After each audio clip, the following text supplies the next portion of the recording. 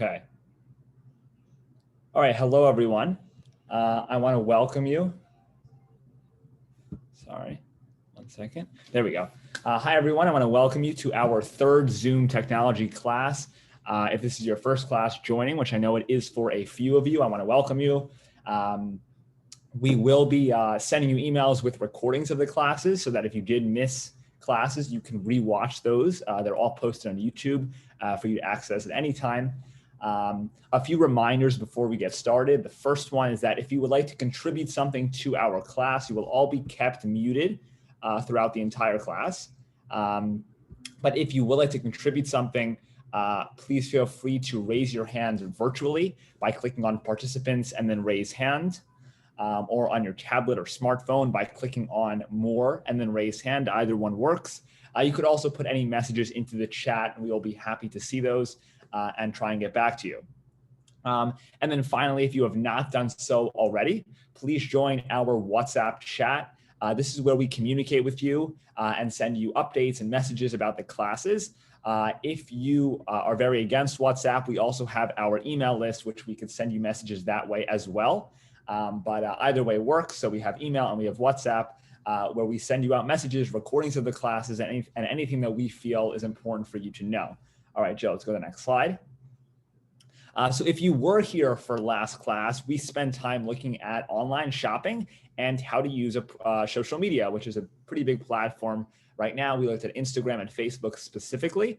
And today we're going to be looking at two also very important topics. Number one is WhatsApp, which a few of you mentioned that you aren't so good at, and we could definitely improve that. And number two is privacy and security on your computers and smartphones, which basically means how to stay secure and how to make sure that your information is kept private on the computer and being aware not to kind of put your information in the wrong places so that you stay safe on the internet. Okay. Let's go to the next slide. So we're going to start today with WhatsApp, and then we'll move to our next topic. But basically, WhatsApp is a pretty cool program, and you might notice that we use WhatsApp as our contact method, but we did not start that way. We actually started using Apple's typical messages program, and we adjusted over to WhatsApp recently.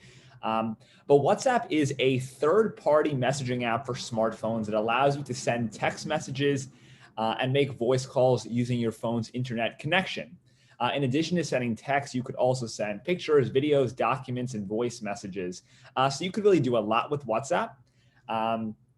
Now, a few of you might be kind of thinking about why should I use WhatsApp over another program? You know, there's also Apple's Messages. There are so many different other message programs, and maybe WhatsApp isn't the one that you're using.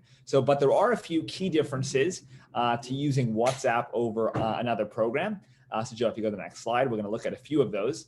The first one is that WhatsApp uses an internet connection, while Messages uses a cellular plan. So for example, if you're paying, $20 a month, for example, for your internet, for your phone cellular plan, some plans charge you per message, some require some maximum number of messages, but WhatsApp is like an app. It's a completely outside app, and it has no involvement in your actual it is no involvement in your cellular plan. It's totally separate. You can send as many messages as you want, and you won't be charged for any of them. Number two is that if you would like to make international calls and send international messages, that is completely free. And that's not something you have to pay for, which you might actually have to pay for if you were using your typical message program. Number three, this is a third-party cross-platform app, meaning that this can be used on any device, not just Apple phones, also Samsung phones, also Android phones, Google phones. It could be used on any device. Number four, you could send much larger files, bigger documents, images, and videos, which typically on Messages, there is a smaller maximum, but on WhatsApp, you could send bigger files. And finally, which is the reason why we're on WhatsApp, is because it is much better for group chats.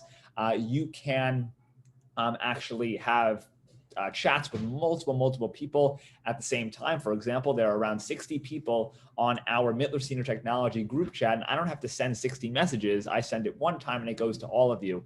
And that's something that WhatsApp is very capable of doing, and one of the pros to why people use a program like WhatsApp.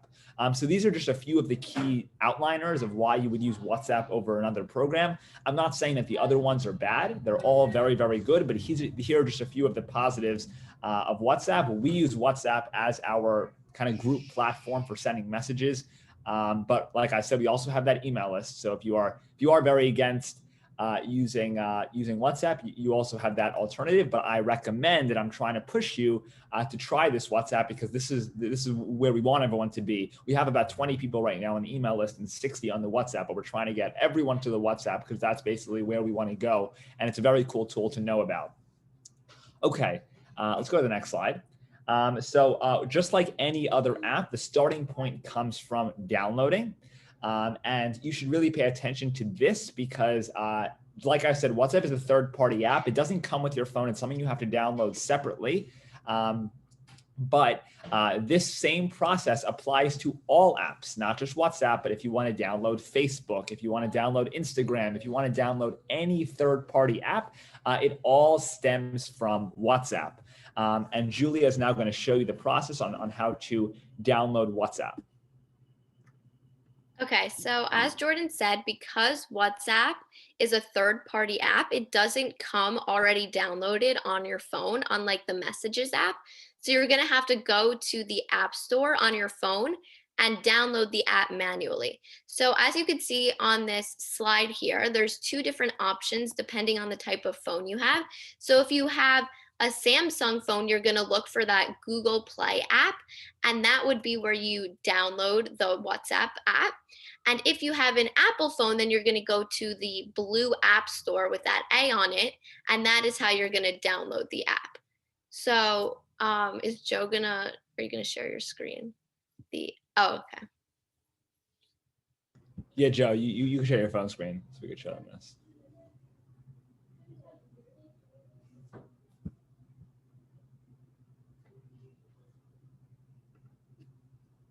Okay, so this is going to be a similar process to downloading any app. So Joe's going to share his screen, and as you can see, he has an iPhone, so we're going to be doing this for iPhone. So he's going to go and visit the App Store, and that's how he's going to be able to download WhatsApp. So we're going to look for that blue A icon, and once you click on that, you'll be able to see a search bar where you can search for WhatsApp in order to download it. So as you can see, this little magnifying glass in the bottom right corner, that's your search symbol. So when you click on that, you can type in WhatsApp. And once WhatsApp comes up, you can download the app. So right now you can see it comes up. That's the first one. And because Joe already has WhatsApp downloaded, it just says update. But if he didn't have it downloaded, it would say get. As you can see, he doesn't have WhatsApp Business. So that's why it says get. But because he already has WhatsApp, it doesn't give him that get option. So if you didn't have WhatsApp, it would say get, and you would click on that button, and that would download the app onto your phone. Okay, and once you have WhatsApp downloaded, it will go to basically the end of your home screen. So you could slide right and left and try and find it, but it looks exactly like kind of like a green. So if you can go one slide back, I can actually show you. It looks like a green icon with a one more back. There you go. On the bottom right, let's say a green icon with like a white phone in it and like a white circle. That's what you're looking for once you download the app. But once again, you want to go to either the App Store if you're on an Apple phone, the Google Play Store if you're on an Android. Type in the name of the app, which in this case is WhatsApp, and then click on Get, and the app will begin to download. Okay, Joe, let's go to the welcome slides, and Julia, you can continue with this. Okay, so because Joe already has WhatsApp downloaded, we're going to be using screenshots of the app. So this is what's going to happen when you download WhatsApp on your phone. You're going to need to set up the app because you don't have any of your information saved yet. So as soon as you open that new WhatsApp app, you should see this Welcome to WhatsApp banner, and you're going to press the blue Agree and Continue button to move on to the next page. Okay, so then once you press agree and continue, it will bring you to this new page where it says your phone number. And in this, you're gonna put your cell phone number, not your home phone number. This is really important that you put in your cell phone number, and you're gonna put in those numbers. And then on the top right corner, you could see the done that's in a little red box on our screen. And you can click done to move on to the next page.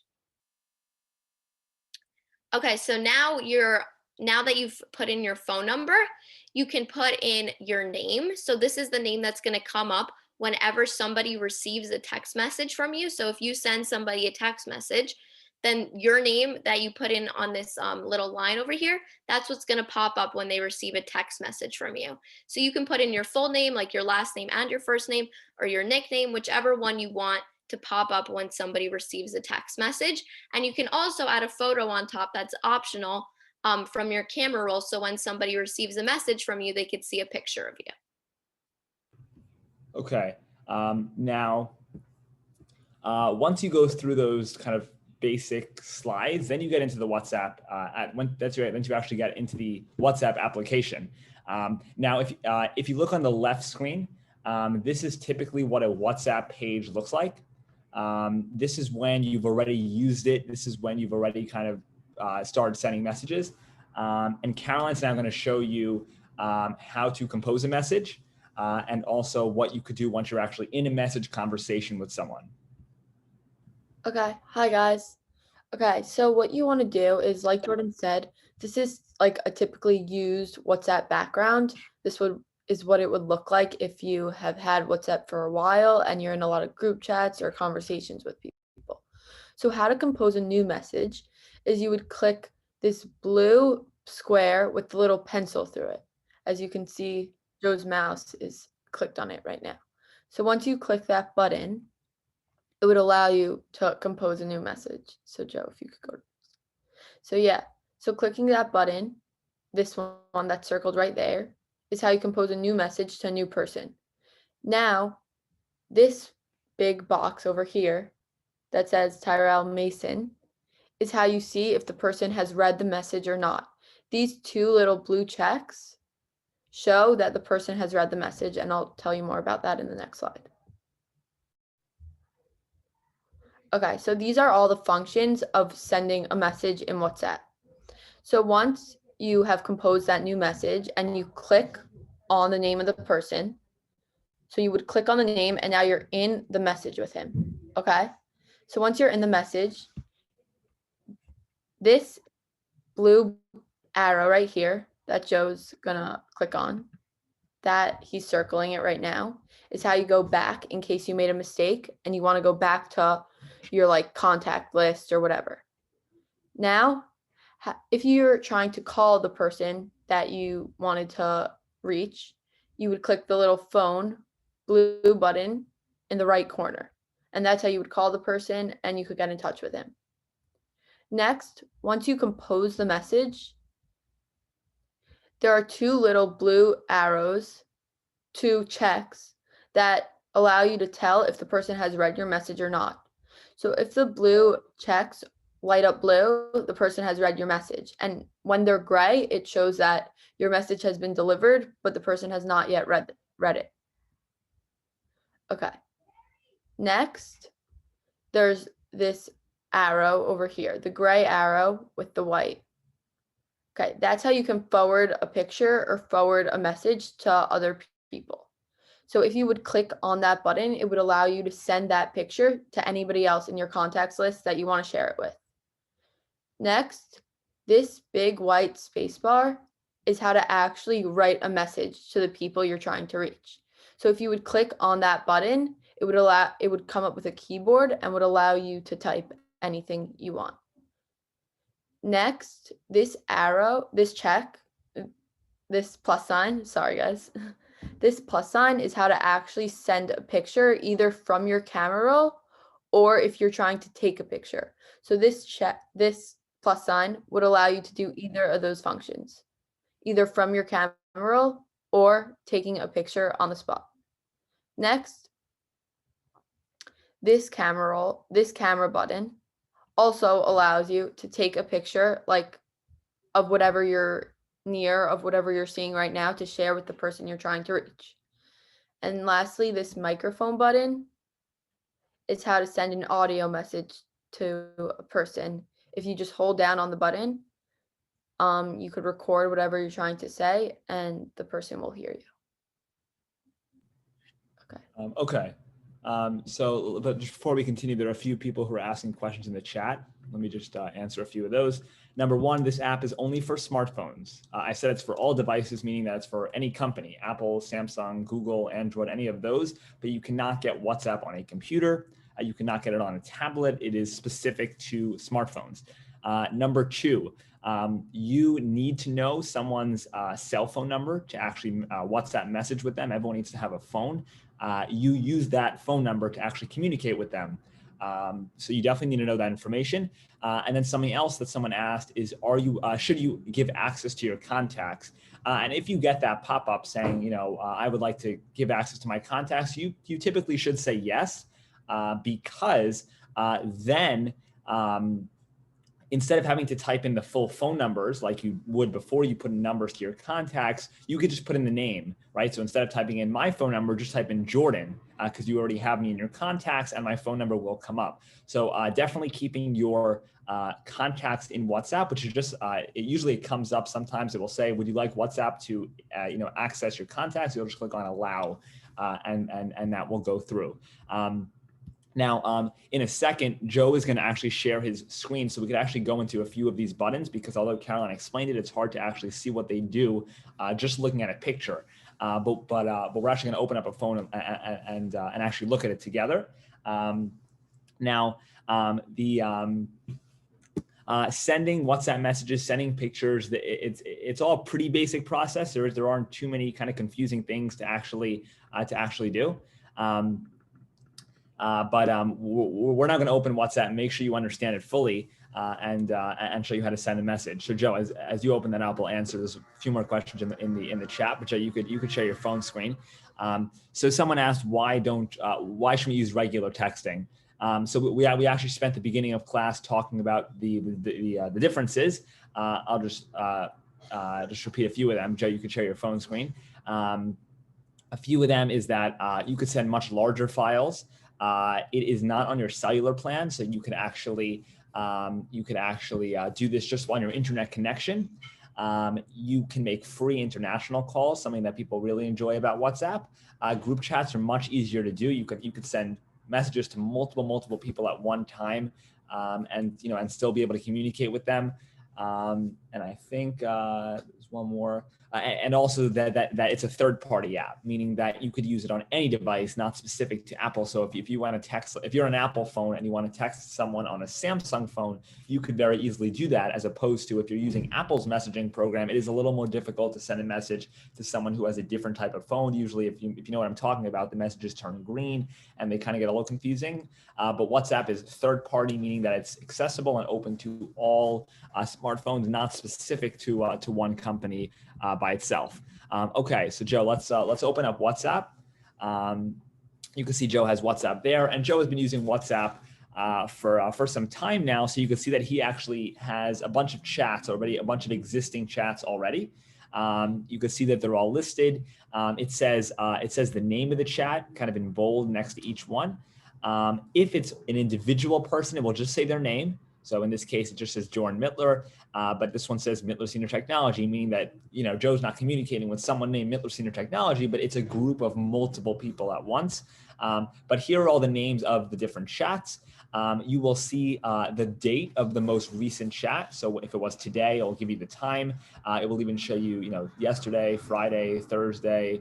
It will show you the dates of when the last message was sent, and also you will see a blue circle with a number, and that is how many messages you have not looked at yet. So for example, if I sent a message to all of you last night and you have not yet opened it and read the message, it will say a 1 in a circle next to Mittler Senior Technology, because you have not opened up the message yet.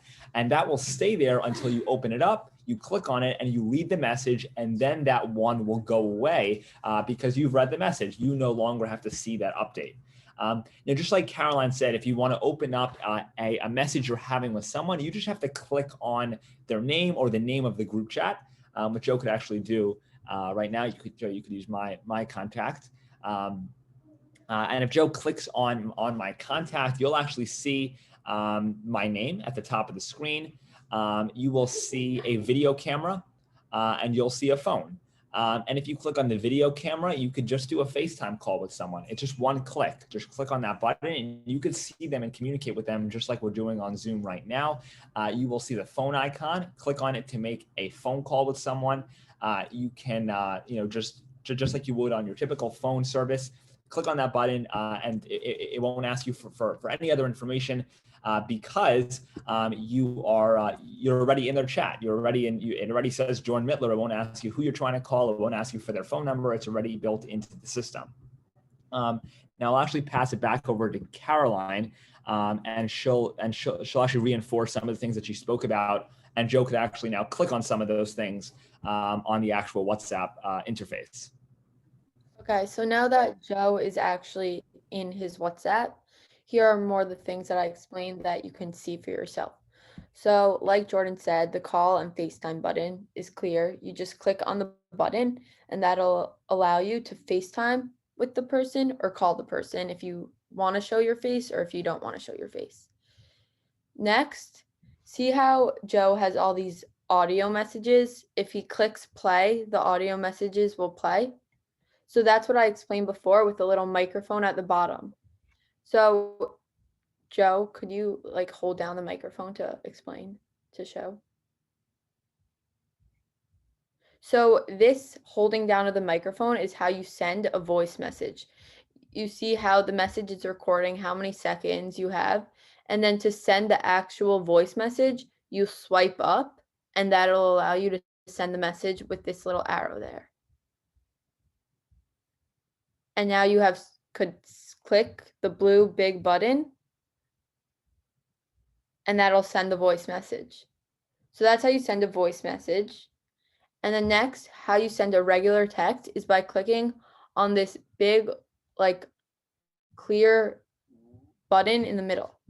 How you click on that is you click on the button and you can type anything you want into it that you're going to send to your friend, your family, whatever. So Joe wrote, "Hi, Jordan." And again, he clicks on that big blue button with the little white arrow in it. That's going to allow him to send the message. So once he sends that message, then there are a lot of other things Joe can do. Like I said before, if he clicks on this big plus sign, click on it.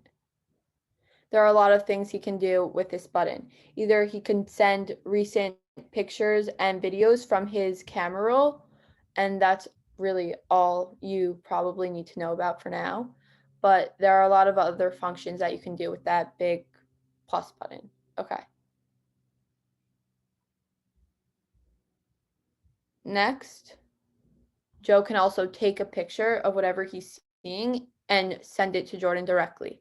So if he clicks on that camera button next to the voice recording button, it'll allow you to send a picture of whatever you're seeing. Okay, so Joe can press allow access to all photos when using the app. Yeah. Okay. And now Joe can take a picture of whatever he's facing. So I guess he's facing a white screen right now. But if you press that big white button in the middle and press the big blue button again, that'll allow you to send the picture to Jordan.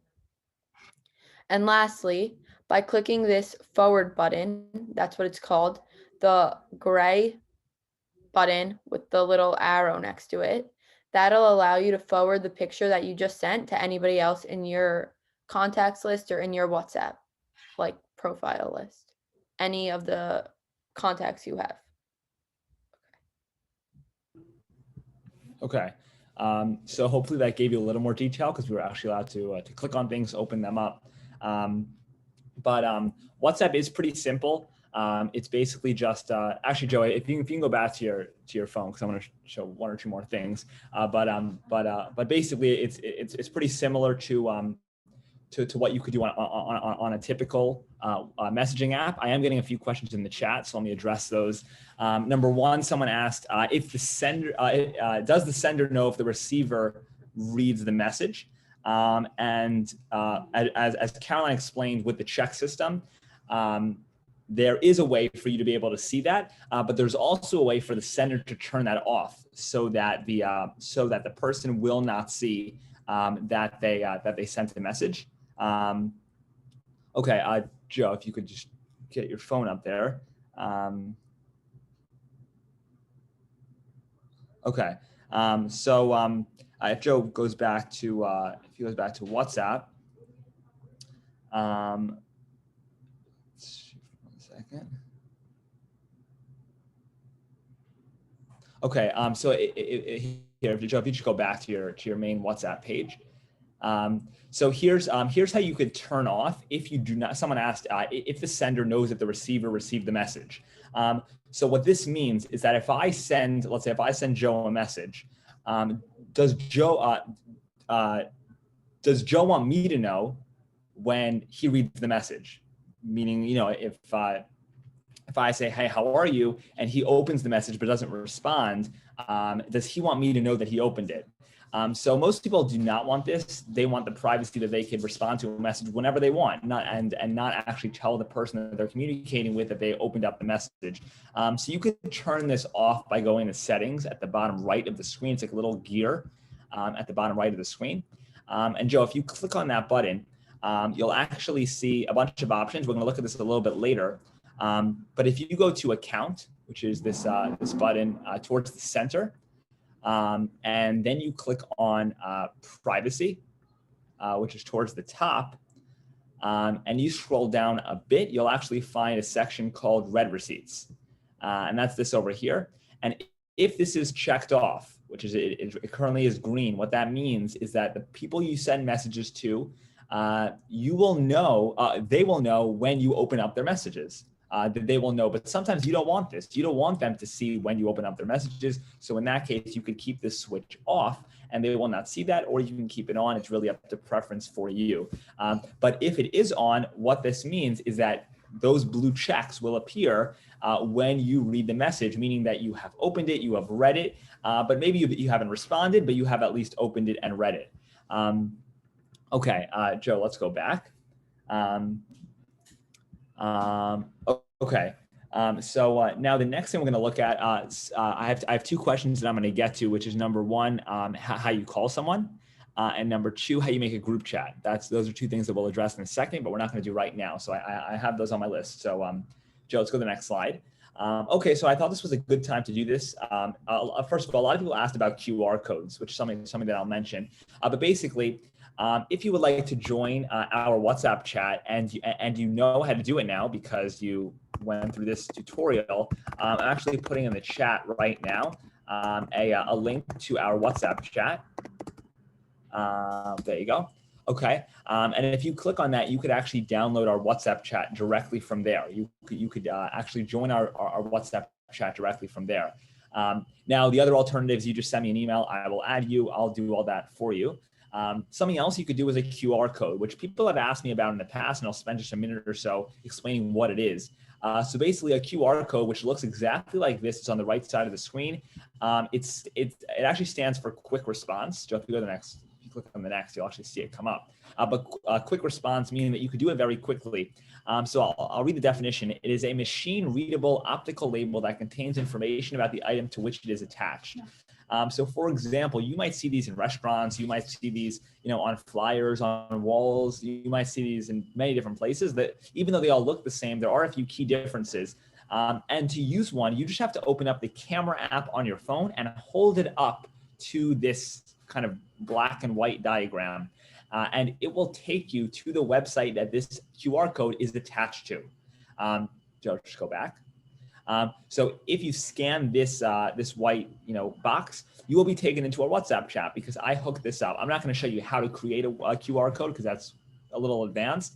But if you do see these, you now know what they are. And you now know that you could just open up the camera app on your phone. Don't take a picture, just open up the camera app, hold it up to the QR code, and it will take you to the website or the account that this is connected to, which in this case is our WhatsApp chat. So that's a QR code. You could also use the link that we just sent in the chat, or feel free to message me and I'll be happy to explain how to do it. Okay, Joe, let's go to the next slide. The next thing is WhatsApp notifications, which is basically, do you want to be receiving beeps and buzzes when you receive a message? Do you want to receive some sort of, ringing or some sort of notification so that you know that someone's calling you and so that you are aware that you just received a message? So that's something that we're going to show you now. Here are a few things before we get into the app. Notifications can be managed the same place that we went to privacy, which is in the settings icon at the bottom right of the screen. It looks like a little gear. And if you click on it, you could control the notifications that you receive, both from private people, meaning both from one person individually and from a group of people collectively. And you could have different settings set for both of those, because some people only like receiving, let's say, beeps when they receive a message from one person as opposed to a message from, a group of 50 people. So Joe, you could share your screen and we can take a look at this. This is pretty simple, and this is actually the same regulations when you are changing your notification settings for all your apps, not just WhatsApp, for messages and phone calls and all of that. It starts, like I said, by clicking on the settings gear at the bottom right of the screen. Once Joe shares the screen, Julia, you could explain this. Let's see if Joe could pull this up. Okay.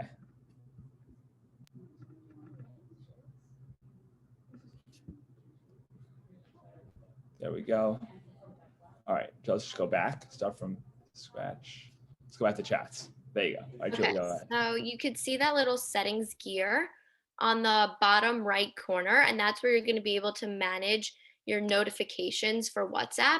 So if Joe clicks on that little settings button on the bottom, you could see that there's this notifications button. It has a little red symbol next to it. And if you click on notifications, you're able to manage whether you're going to be notified when you receive a message. So as you can see, there's the first option, which says message notifications.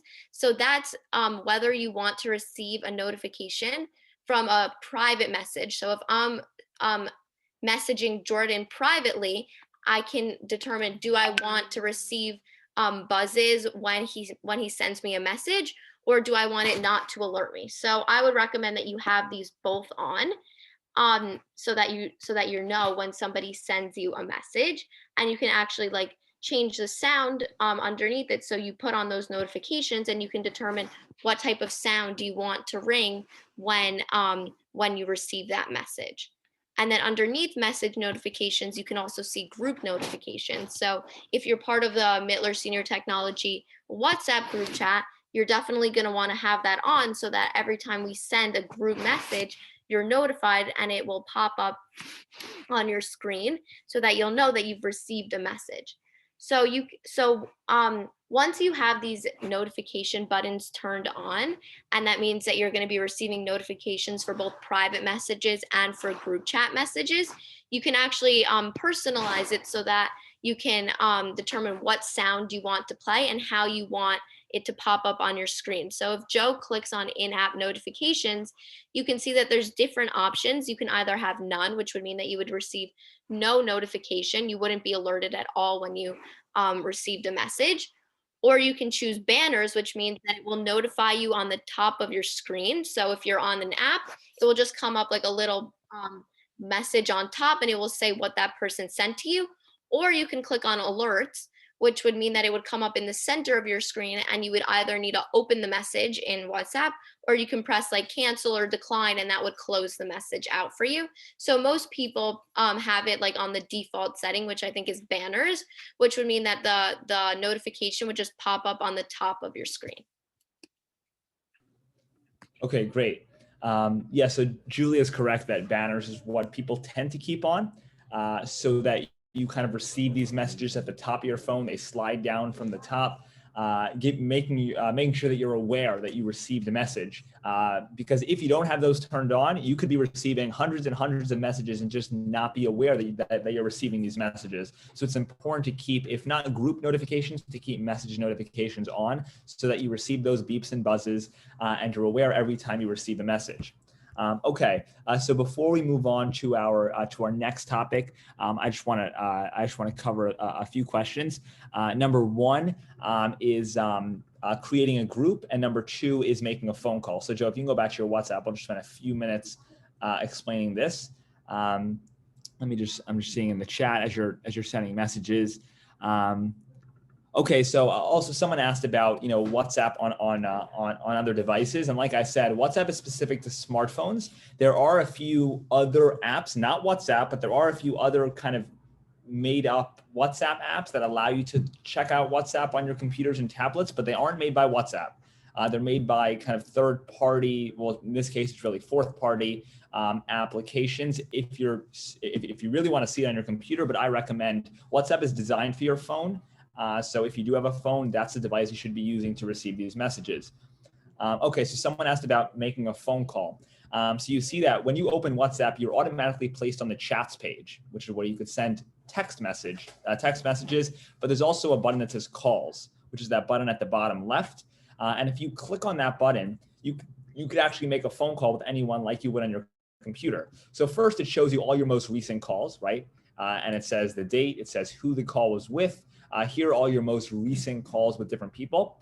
If you want to call someone who's not on this list, meaning someone you have not spoken to recently, to compose a call with them, you're going to click on the phone with the plus, which is found at the top right of the screen.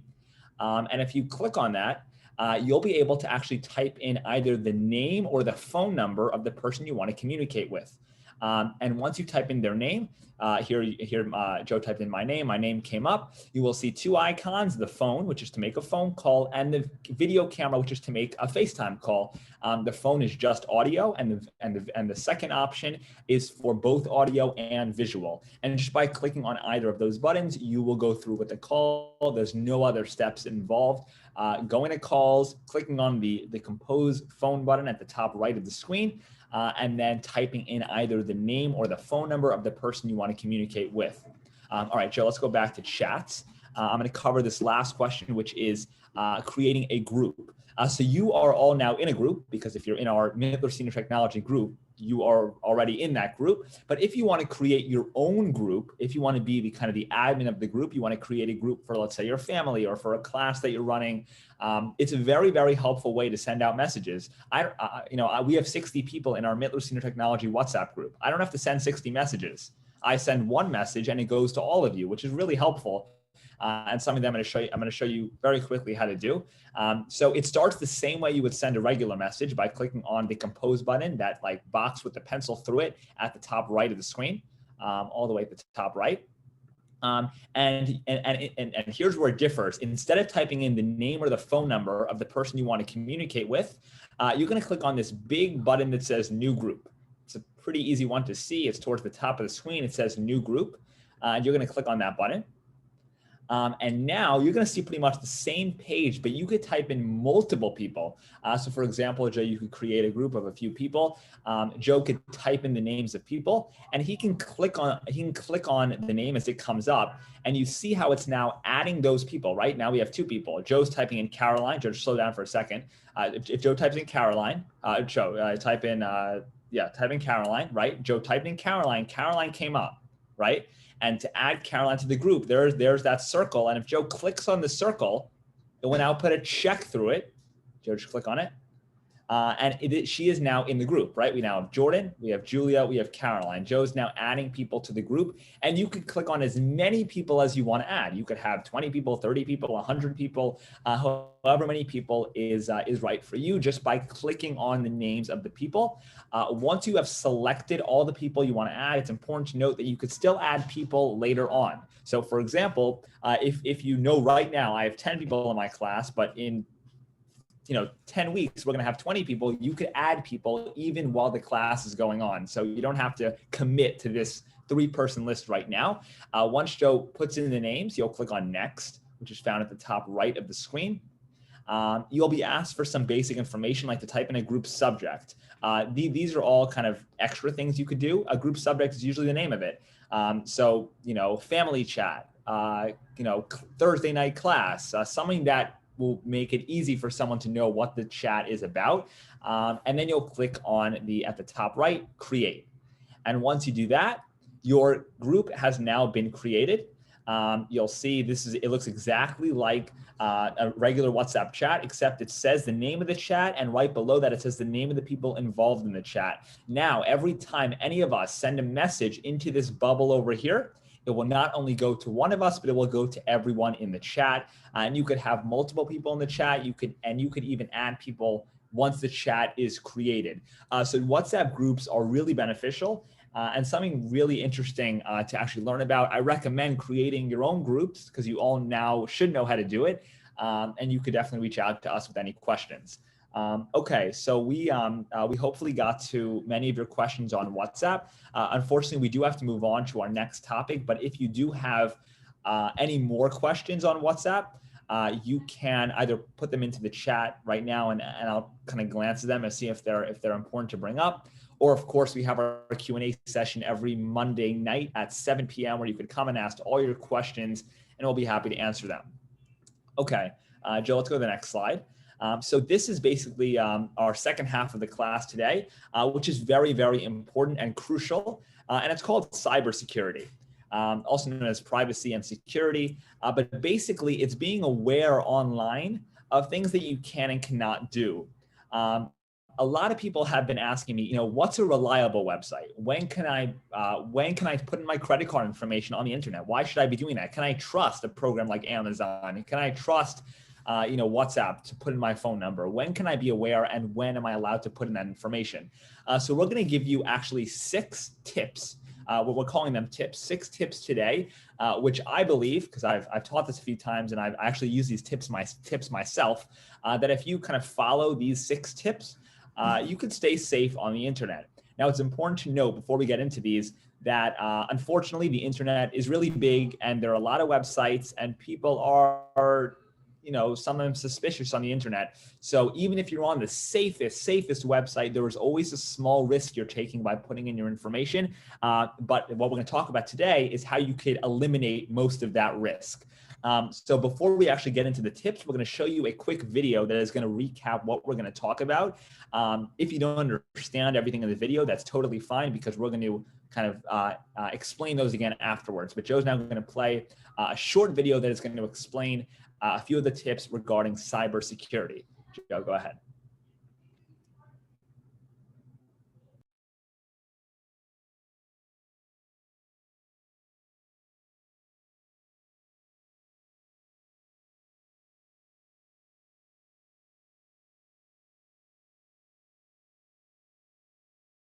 Social networking.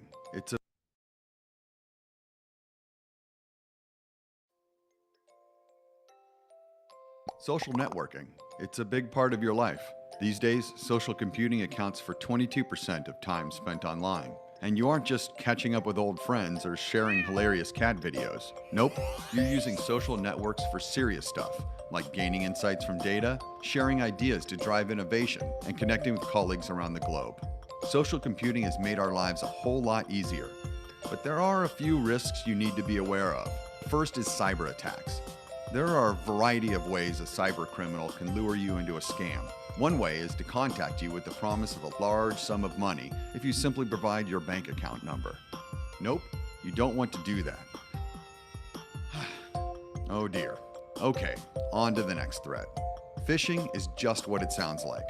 Phishing for information. The bait often comes in the form of a link to a fake web page. Wait, if you do that, you'll get phished. Now the culprits have your login information and can access your account, post damaging content, and even launch more phishing schemes against your friends. All right then, on to our final threat, malware. It doesn't sound good, does it? That's why it's always dressed up as something you actually want. No, it's not what you think. When you click on a pop-up ad that's malware in disguise, software downloads to your computer that can cause all sorts of trouble. Trojan horses, spyware, and viruses are all types of malware. They basically turn your computer into a zombie, spreading its infection to your email contacts and other computers on your network. Here are 4 easy steps to help you avoid these traps. 1. Think before you click. Verify the identity of sites, links, and individuals before connecting with them online. 2. Don't ever share private or personal information with someone you don't know. 3. Keep your antivirus software, browsers, and privacy settings up to date. 4. Use different logins and passwords for each of your accounts and keep them to yourself. The most important thing online is to exercise good judgment about the information you share and who you share it with. Okay, so Caroline's now going to explain our first tip, which is being aware of the website address. There's something in the website address that can actually tell you if the website is secure. Go ahead.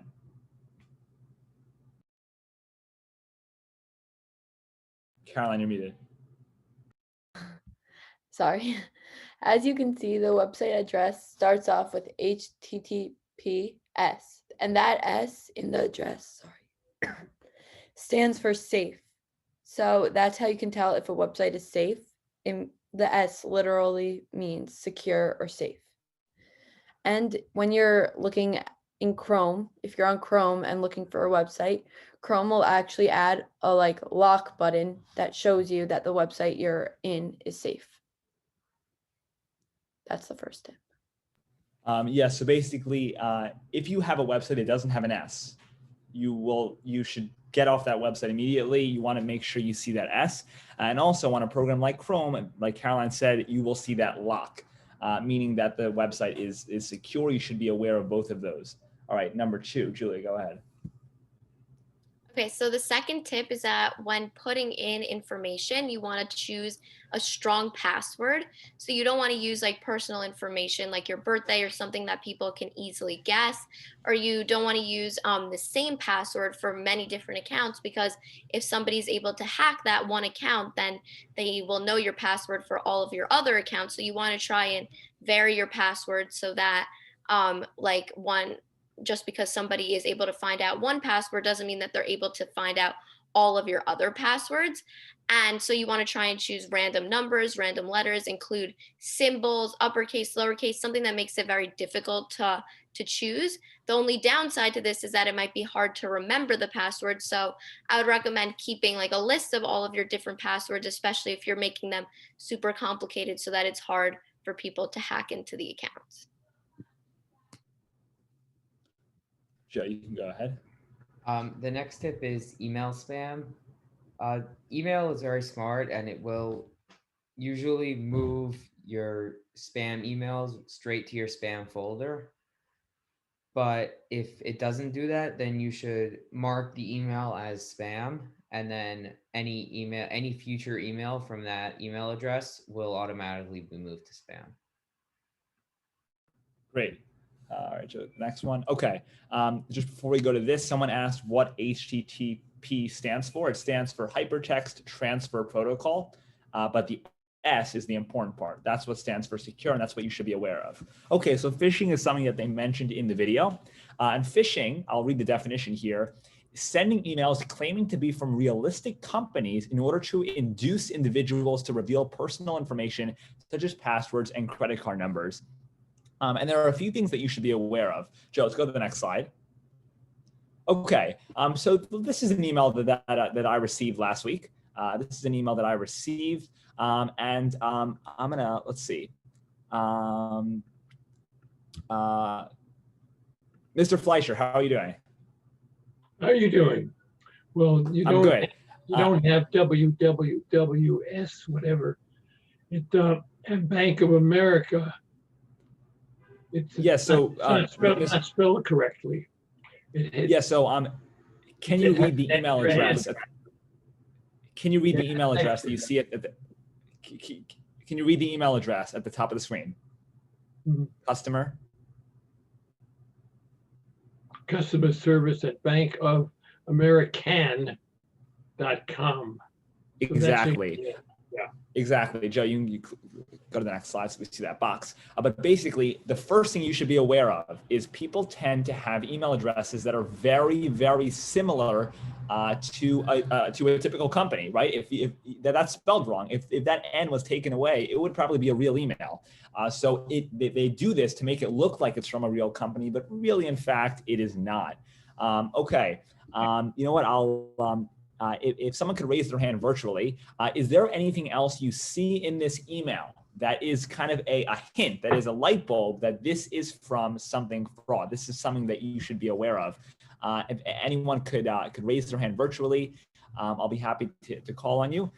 Anything that you see in this email that you think is something fraud, something that's going wrong. Let's see. Let's take a look at the subject. The subject. What does the subject say? Does anyone want to read what the subject says? Joan, you want to unmute yourself? It says action required. So why do you think that this would actually be something that's not safe? Because if there really was a real fraud, they wouldn't wait so long I think they'd be more aggressive about it. Right. So anytime you see a subject just like this, that's giving you some sort of alert, something that's important, that's something to be aware of, because it's basically, it's trying to get you to do something fast. It's saying you have to protect your money, you have to protect something. It's trying to get you to put in your information so that you could prevent someone from doing fraud, when really this email is the fraud that you have to be aware of. So anytime you see some sort of alert subject, that's something you should pay attention to. Okay, now the next thing, which is a little hard to notice, is the logo. Now, this logo is in fact the Bank of America logo, but it's not so hard to get this. I can go on Google very easily. I could type in Bank of America and I will find this exact logo, and I could compose this email and make it look exactly like this. So you shouldn't be kind of fished into the email because you see a logo. That is 100% not a viable reason. That is it's a very easy thing to get a logo, and you should not look at a logo and say, oh, it has the logo, it should be reliable. You know, that has the logo, let me give them all my information. That's not something that you should do. So Joe, you could go to the next one. Now the next thing is the link, right? We see www.bankofamerica.com. We see it over here. Joe, if you go to the next one so we could box that, you'll see that there's nothing wrong with that link. But something that you could do on emails, which many of you maybe actually don't know how to do, is that you could have a different link than what the link actually goes to. So for example, in this case, the text of the link is www.bankofamerica.com, but the actual kind of hidden link could be to some fraud place. So you definitely want to make sure before you're clicking on links, before you're downloading attachments, before you're opening up anything, that you make sure that it is a reliable source. Because as soon as you click on a link, or as soon as you download something that is hurtful to your computer, it can download things automatically, and you have no way to actually control what it does from there. Now, Joe, if you go to the next one, the last thing that is important to be aware of is an ultimatum. Now you'll see, I'll read what it says. If you do not make these steps, in order to protect you, we will put a hold on your account and you will be required to visit your local branch to verify your identity. Something that emails tend to do, fraud emails, is that it gives you a deadline. It says, you must do this right now, or else you'll lose this, or else you'll die, or else something will happen. It will come up with some extremely weird ultimatum telling you that you must do this right now. Giving you that deadline is a very big hint that this is not real, because it's basically scaring you into into giving them some sort of information. So these are a few of the things that I found in the email. These are a few of the things you should be aware of when you are going when you receive an email that you're not 100% sure is reliable. Okay, let's see, Julia. Let's go to tip number 5, which is safe online shopping.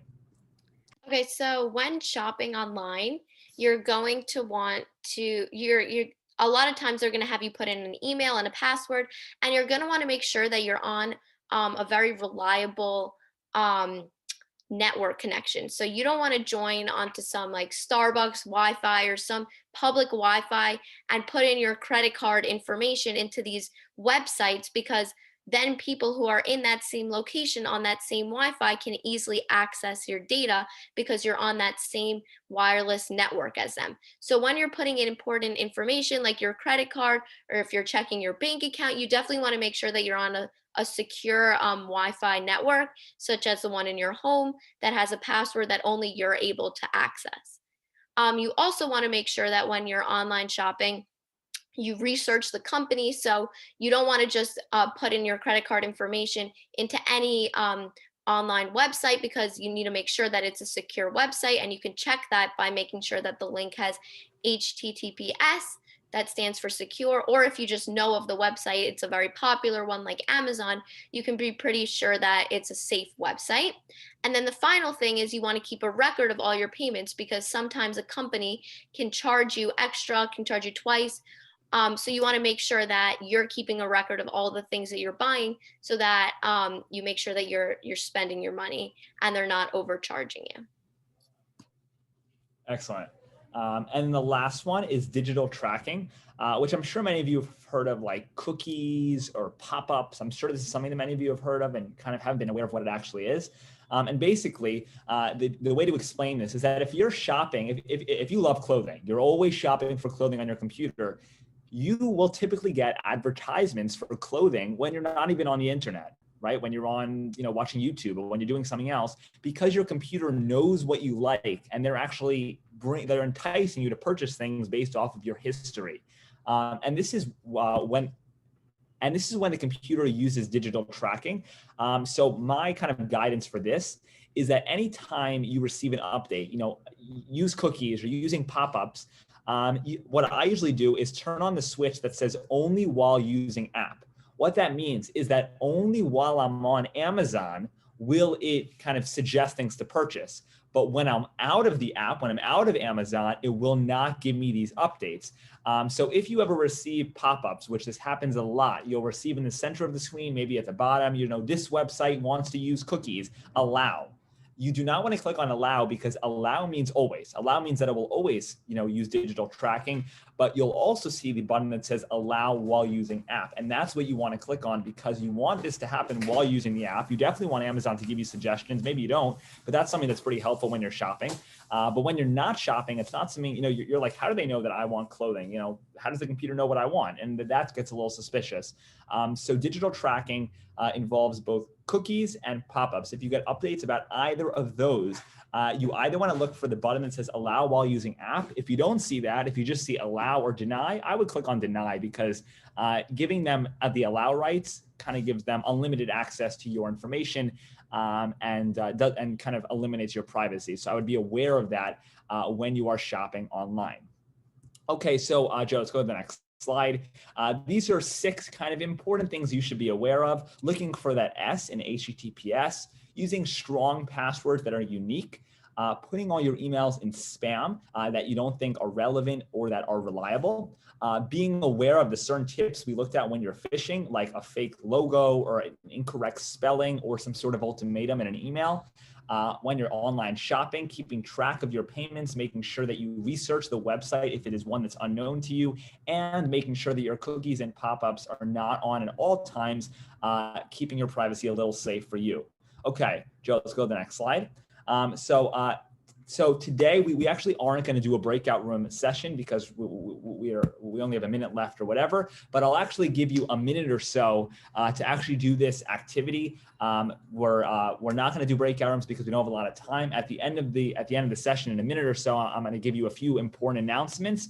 But the activity is basically just to send me a WhatsApp message and include in the message a change you will make to your security, a change you will make to your device to improve the security. This basically just combines the 2 topics we spoke about. We're leaving this on the screen, so you don't need to take a picture. We're leaving it on the screen for you, and we'll give you about a minute to do so, because it shouldn't take you too long. We're not going to go into breakout rooms, but spend the next minute or so. Joe, you could actually put on like a minute timer. I have my phone number here. Feel free just to get practice sending a WhatsApp message. We could play. Is there a sound button? whatever. Just it's fine. But basically, spend the next minute or so sending me a WhatsApp message. I'm starting to get some beeps, which is great. But send me a message including one change you will make to your device to increase its security. You don't have to do this right now if you don't want to. You could do this later on today. This is more for you than it is for me. It's more for you to get practice both sending WhatsApp messages and being aware of your security. So we're going to watch that countdown clock count down to 0, and then we will wrap up today's lesson. I have a few important announcements to make, so definitely stay back for those. Let's give it 20 more seconds. You could definitely do this assignment after the class. We'll be sending you a message with the assignment. It's just send me a WhatsApp message with a change you will make to your security. Something that you should, something that I recommend doing, if not now, later today. Okay, let's go to, let's keep going. All right. Okay. So that actually concludes our class for today. We're going to take this off the slide, but feel free to keep working on this assignment, to work on it later on today. All right. Here are a few important announcements that you should be aware of before we wrap up for today. Joe, let's go to the next slide. First of all, some optional homework for you to work on. If you do have availability this week and you want to practice what we worked on, this will all be sent to you either through the WhatsApp or through the email. If you have, if you are in one of those groups, which I'm assuming all of you are. Number 1, use WhatsApp to connect with your friends and family. Number 2, make a WhatsApp call. And number 3, increase the security on your devices by being aware of the topics covered today. 3 things we'll be sending to you after class today that you should be aware of. And if you do have time this week, feel free to practice those. Next slide, Joe. Okay, next thing is that something that I always just let you guys know is that if you know anyone who you think can benefit from these classes, feel free to let them know. This is a free class. We have a limited number of seats. This is not the Ramaz Middle School where we have only 20 seats. You can have as many seniors participate as possible. So feel free to spread the word. You all have the Zoom information. I'm more than happy to have people join. I would say that next week is the last week that I would have new people join, just because we're already getting into the middle of the semester. So if you do have people who are interested, they could definitely join next semester. We keep looping these classes so you don't actually have to join so late in the semester. Okay, next slide. So we recorded today's class, which is great because we did cover a lot of material. We'll be sending out a link to the recording, which you could rewatch at your own leisure. You could play and pause it and take notes and do whatever you want with it. We'll be sending that out shortly after the class today. It includes both the WhatsApp and the privacy and security segment. If you have any questions that you would like to be answered either on what was covered today or really anything technology related, come to our Q&A session tomorrow from 7 to 7:30. You can attend at any point throughout the half hour. Myself and Joe, we will both be on the Zoom, happy to answer any questions that you have. That's the perfect opportunity to ask your questions. Our next class will be 1 week from today, next Sunday, November 15th, at the same time, using the same Zoom information, using the same everything. I'm going to ask